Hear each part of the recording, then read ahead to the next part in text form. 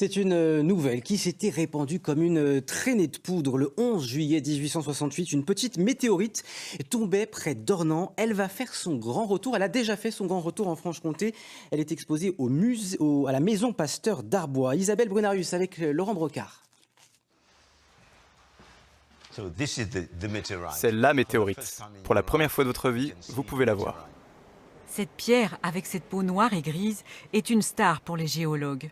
On l'appelle la météorite d'Ornans parce qu'elle est tombée du ciel en 1868, non loin de la patrie de Gustave Courbet.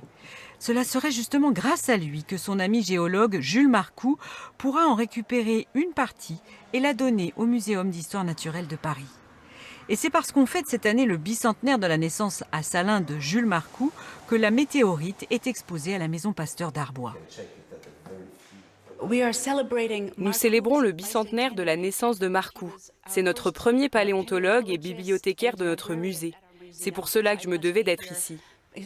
Il est d'ici, c'est un très bon ami de Pasteur et aussi de notre musée, pour lequel il a travaillé pendant plusieurs décennies. Les journaux de l'époque ont raconté cet événement qui avait marqué les esprits. L'entrée dans l'atmosphère de ce corps étincelant fit un bruit semblable à la détonation de 5 à 6 coups de canon. Aujourd'hui, on suppose que la météorite est tombée près du bois d'Ully, non loin d'Ornans. Des petits bouts de cette météorite si particulière sont conservés en Allemagne, au Canada, en Russie, aux États-Unis et même au Vatican. De nombreux mystères restent à éclaircir. C'est une des premières météorites dans lesquelles on trouve du carbone. Alors ça, c'est important, parce que très tôt, ça pose la question de d'où vient ce carbone. Parce que le carbone, c'est synonyme évidemment de la vie. Il y a toujours des recherches actuelles qui avancent beaucoup pour savoir comment ont été produits pas ce carbone, mais les composés carbonés qu'il y a à l'intérieur.